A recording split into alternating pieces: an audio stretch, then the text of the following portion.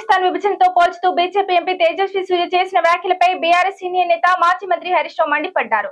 Parliament వేదికగా 4 కోట్ల తెలంగాణ ప్రజల ఆత్మగౌరవాన్ని కించపరిచిన తేజస్వి సూర్య వెంటనే బహిరంగ క్షమాపణ చెప్పాలని డిమాండ్ చేశారు. దశాబ్దాల పోరాటం, వేలాది మంది యువతీ యువకుల త్యాగాల పునాదులపై ఏర్పడిన తెలంగాణను రక్తపాతంతో కూడిన దేశ విభజనతో పోల్చడం అమరవీరుల త్యాగాలను అవమానించడమేనని మండిపడ్డారు. ఇవాళ బీఆర్ఎస్ ఎంపీలే గనక సభలో ఉంటే తేజస్వి సూర్య సంగతి తేల్చి పారేసేవారని హరీష్ రావు అన్నారు. తెలంగాణ ఏర్పాటు ప్రక్రియ రాజ్యాంగబద్ధంగా జరిగిందని గుర్తు చేసిన హరీష్ రావు ఈ రాష్ట్రం నేడు దేశానికి ఆదర్శంగా నిలవడాన్ని బీజేపీ జీర్ణించుకోలేకపోతోందని విమర్శించారు.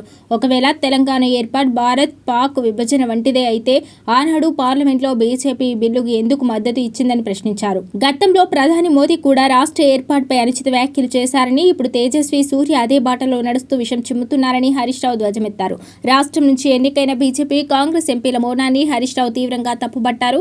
తెలంగాణ ప్రజల ఓట్లతో గెలిచి ఢిల్లీ పెద్దల ముందు రాష్ట్ర గౌరవాన్ని తాకట్టు పెట్టడం సిగ్గుచేటని విమర్శించారు. తెలంగాణ ఆత్మగౌరవంపై దాడి చేసే శక్తులను ఇక్కడి ప్రజలు ఎన్నడూ క్షమించరని, త్యాగాల చరిత్రను అగౌరవపరిస్తే సహించే ప్రసక్తి లేదని స్పష్టం చేశారు. తెలంగాణలో ఎండలు మండిపోతున్నాయి. రాష్ట్ర వ్యాప్తంగా ఎండ తీవ్రత పెరుగుతుండటంతో ప్రజలు అల్లాడిపోతున్నారు. పలు జిల్లాల్లో గరిష్ట ఉష్ణోగ్రత రికార్డు స్థాయిలో నమోదవుతుండటంతో వాతావరణ శాఖ అత్యంత కీలకమైన హెచ్చరికలను జారీ చేసింది. రాగల 2 రోజుల్లో ఎండల తీవ్రత మరింత పెరిగే అవకాశం ఉందని వాతావరణ కేంద్రం పేర్కొంది. ఉష్ణోగ్రతలు క్రమేపీ 1 నుంచి 2 డిగ్రీల వరకు పెరగొచ్చని అధికారులు అంచనా వేస్తున్నారు. నేటి నుంచి 3 రోజుల పాటు రాష్ట్రంలోని పలు జిల్లాల్లో వడగాళ్లు వీచే ప్రమాదం ఉంది. ఆరెంజ్ హెచ్చరికలు ఉన్న జిల్లాలో ఉష్ణోగ్రతలు 41 నుంచి 44 డిగ్రీల వరకు నమోదయ్యే అవకాశం ఉంది. ఉమ్మడి ఆదిలాబాద్ తో పాటు నాగర్ కర్నూల్, వనపర్తి, నారాయణపేట, జోగులాంబ, గద్వాల జిల్లాలో వడగాళ్లు తీవ్రంగా ఉంటాయని వాతావరణ శాఖ స్పష్టం చేసింది. వచ్చే బీఆర్ఎస్ ప్రభుత్వంలో క్రీడలకు అధిక ప్రాధాన్యం ఇస్తామని బీఆర్ఎస్ వర్కింగ్ ప్రెసిడెంట్ కేటీఆర్ పేర్కొన్నారు. రాష్ట్రంలో క్రీడలను అభివృద్ధి చేయడంతో పాటు క్రీడాకారులను అంతర్జాతీయ స్థాయికి తీసుకెళ్లేందుకు కృషి చేస్తామని స్పష్టం చేశారు. కేసీఆర్ జన్మదినం సందర్భంగా వరంగల్ పశ్చిమ నియోజకవర్గ పరిధిలో నిర్వహించిన కేసీఆర్ క్రికెట్ కప్ 8వ ఎడిషన్ పోటీల విజేతలకు చెక్కులు, ట్రోఫీలను హైదరాబాద్ లోని నందీనగర్ నివాసంలో కేటీఆర్ అందజేశారు. ఆయన మాట్లాడుతూ తెలంగాణలో సమగ్ర క్రీడా పాలసీ తీసుకురావాల్సిన అవసరం ఉందని అన్నారు. మాజీ ఎమ్మెల్యే దాస్యం వినయ్ భాస్కర్ ఆధ్వర్యంలో నిర్వహిస్తున్న కేసీఆర్ క్రికెట్ కప్ స్ఫూర్తితో వచ్చే ఏడాది కేసీఆర్ పుట్టినరోజు సందర్భంగా రాష్ట్ర వ్యాప్తంగా పార్టీ ఆధ్వర్యంలో క్రికెట్ పోటీలు నిర్వహిస్తామని ప్రకటించారు.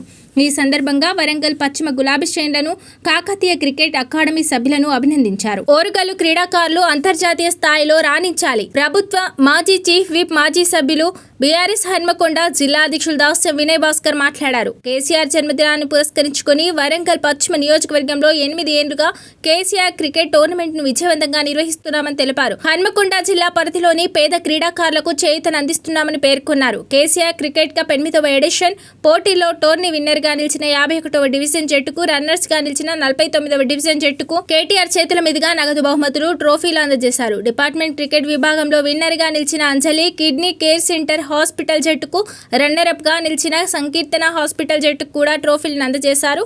ఈ కార్యక్రమంలో Kakatiya cricket academy founder, chairman Farooq Ali, KCA సభ్యులు మాజిద్, వీరు, సిరాజ్, రాజేష్, రాంబాబు, 51వ డివిజన్ కార్పొరేటర్ బోయినపల్లి రంజిత్ రావు, ప్రెసిడెంట్ ఫిరోజ్, 4వ డివిజన్ కార్పొరేటర్ బొంగు అశోక్ యాదవ్ తదితరులు పాల్గొన్నారు. ఆరుగాలం కష్టపడి పంటలు పండిస్తున్న అన్నదాతలు వాటిని అమ్ముకునేందుకు అంతకు రెట్టింపు కష్టాలు పడుతున్నారు. అవసరమైన బస్తాలు రాక, కాంటలు కాక తిరిగి ఇంటికి వెళ్లలేక రైతులు నిద్రలేని రాత్రులు గడుపుతున్నారు.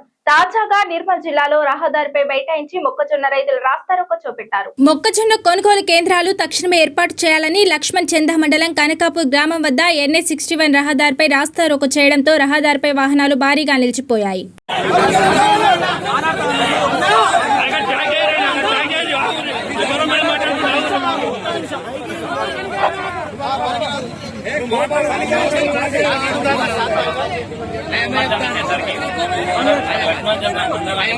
సెంటర్ వచ్చింది, మన మండలికి ఒక సెంటర్ వచ్చింది. సబ్ సెంటర్ గా మనం వడ్డాలు ఒకటి, టీచర్ ఒకటి అందుబాటులో ఉన్నాయి. ప్రస్తుతం మనం ఏర్పాటు చేసుకుని వీలైనంత తొందరగా మీకు ప్రయోజనం చేస్తాం. ఒకటైతే ఓపెన్ చేసాం లక్ష్మణ్ చంద్రలో, వీలైనంత తొందరగా వడ్డాలు మరియు టీచర్ కూడా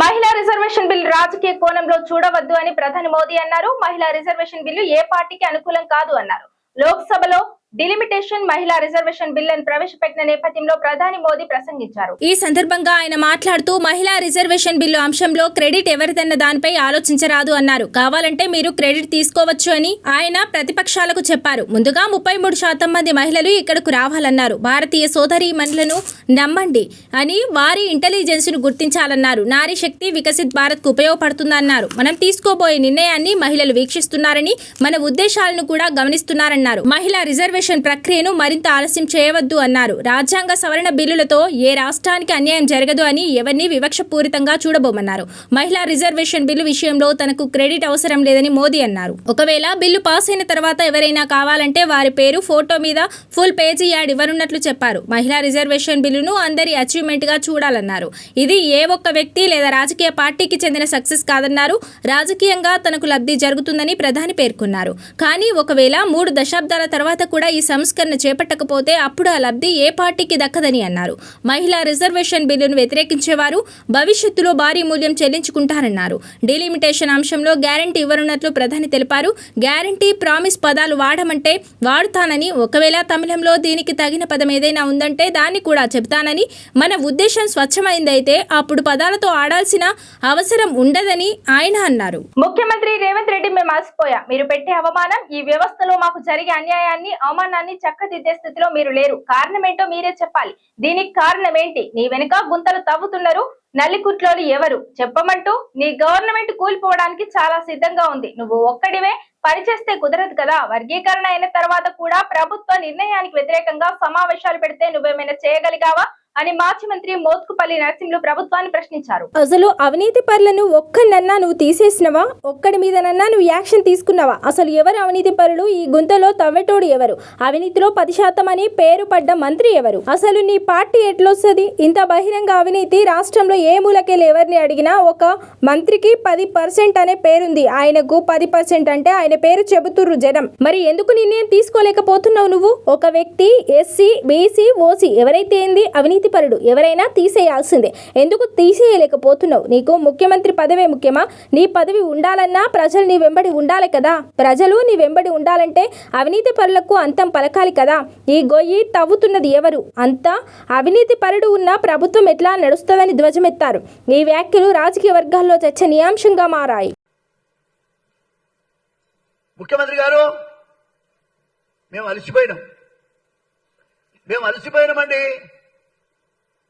మీరు పెట్టే అవమానం, ఈ వ్యవస్థలో మాకు జరిగే అవమానాన్ని, అన్యాయాన్ని చక్కదిద్దే స్థితిలో మీరు లేరు. కారణం ఏమిటో మీరే చెప్పాలి. దీనికి కారణం ఏమిటి?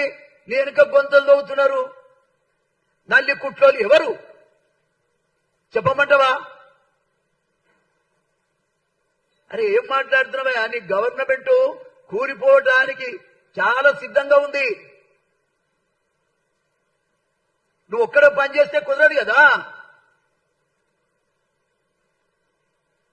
వర్గీకరణకు వ్యతిరేకంగా వర్గీకరణ అయిన తర్వాత కూడా వ్యతిరేకంగా దానికి ప్రభుత్వ నిర్ణయానికి వ్యతిరేకంగా మీటింగ్ పెడితే నువ్వు ఏమైనా చేయగలిగావా?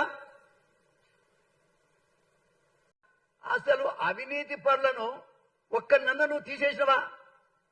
ఒక్కడి మీదనన్నా నువ్వు యాక్షన్ తీసుకున్నావా? అసలు ఎవరు అవినీతి పరులు? ఈ గుంతలతో పెట్టివాడు ఎవడు? 10% పేరు పడ్డ మంత్రి ఎవరు? కరప్షన్ లో 10% అని పేరు పడ్డ మంత్రి ఎవరు? అసలు ఈ పార్టీ ఎట్లొస్తుంది? ఇంత అవినీతి, బహిరంగ అవినీతి రాష్ట్రంలో ఏ మూలకేరి ఎవరిని అడిగినా ఒక మంత్రి పేరు చెప్తే 10% అనే పేరుంది ఆయన. 10% అంటే ఆయన పేరు చెప్తారు జనం. మరి ఎందుకు నిర్ణయం తీసుకోలేకపోతున్నావు నువ్వు? ఒక వ్యక్తి ఎస్సీ అయితేంది, బీసీ అయితేంది, ఓసీ అయితే అవినీతి పరుడు ఎవరైనా తీసేయాల్సిందే. ఎందుకు తీసేయలేకపోతున్నావు? నీకు ముఖ్యమంత్రి పదవే ముఖ్యమా? నీ పదవి ఉండాలన్నా రేపు ప్రజలు నీ ఎంబడి ఉండాలి కదా.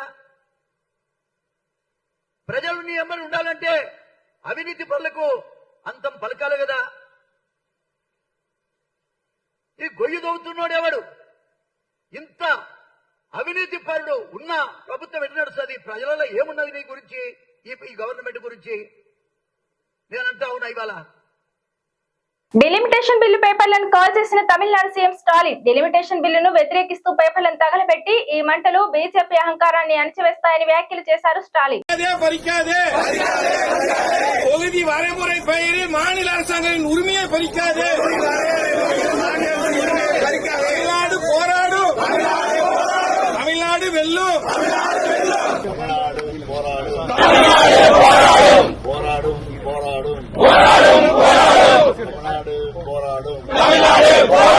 தமிழ்நாடு வெல்லும், வெல்வோம் ஒன்றாக, வெல்வோம் ஒன்றாக. రాష్ట్రంలో కొన్ని వర్గాల చేతుల్లోనే భూమి కేంద్రీకృతమైంది. అత్యధిక భూముల వాటాను ఆ వర్గాలే సొంతం చేసుకున్నాయి. భూ యాజమాన్య వాటాలు కులాలను బట్టి ఎక్కువ తక్కువలు ఉన్నట్టు తేట తెల్లమైంది. బలమైన సంప్రదాయంగా వ్యవసాయం, వ్యాపార రంగాల్లో ఎప్పటి నుంచో ఉంటూ వస్తున్న ఓసీలు భారీగా భూములు కలిగి ఉన్నట్టు సిప్ 2024 సర్వేలో వెల్లడైంది. ఆయా కులాల జనాభాతో పాటు వారి భూముల వాటా వివరాలను ఈ సర్వేలో పొందుపరిచారు. బలమైన వర్గాలకే భూముల వాటా ఎక్కువగా ఉందని తేలింది. బలమైన సంప్రదాయంగా వ్యవసాయం, వ్యాపార రంగాల్లో ఎప్పటి నుంచో ఉంటూ వస్తున్న ఓసీలు భారీగా భూములను కలిగి ఉన్నట్టు సిప్ 2024 సర్వేలో వెల్లడైంది. ఆయా కులాల జనాభాతో పాటు వారి భూముల వాటా వివరాలను ఈ సర్వేలో పొందుపరిచారు. ఈ నివేదిక ప్రకారం ఓసీ వర్గాల్లో ప్రధానంగా రెడ్డి సామాజిక వర్గం, బీసీలోని యాదవ, మరో ఓసీ వర్గానికి చెందిన వెలమ వంటి కులాలు తమ జనాభా వాటాతో పోలిస్తే అధిక భూ యాజమాన్య వాటాను కలిగి ఉన్నాయి. ఎస్టీ, కోయ, బీసీడీ, వీరశైవ, బీసీబీ, కుర్మ వంటి కులాల్లో భూములు అత్యల్ప తక్కువ వాటాతో ఉన్నట్టు స్పష్టమైంది. బీసీ, మున్నూరు కాపు వర్గం బీసీలో బలమైన భూముల వాటా కలిగి ఉంది. SC, Madiga, BCD, Arikatika, BCD, Dudekula, BCA, Pichhakuntla వంటి కులాలు భూములు, ఆస్తుల యాజమాన్య హక్కుల్లో చాలా వెనుకబాటుతనంతో ఉన్నాయి. ఓసీ ముస్లింలు కూడా రాష్ట్ర సగటు కంటే వెనుకబడి ఉన్నారు. 56 ప్రధాన కులాల మధ్య భూమి, ఆస్తుల యాజమాన్య వాటాల్లో స్పష్టమైన అసమానతలు కనిపించాయి. ఇది మరోసారి రాష్ట్రంలో కులాల వారీగా ఆర్థిక, ఆస్తుల పరమైన అసమానతలను ధృవీకరించింది. బీసీడీ జాబితాలోని మాలి వర్గం 0.2% జనాభా ఉంటే వారి భూమి వాటా శాతం 0.4%గా స్వల్పంగా ఎక్కువగా ఉంది. ఎస్టీ కులం వర్గాల జనాభా 0.2% అయితే వారి భూమి వాటా 0.4%గా నమోదు కావడం గమనార్హం. బీసీడీ వంచర కులానికి చెందిన జనాభా 0.2% కాగా వారి భూమి వాటా 0.3%గా ఉంది. ఇది ఇవాల్టి బులెటిన్. మరో బులెటిన్ లో మళ్ళీ కలుద్దాం. Stay and 24 news.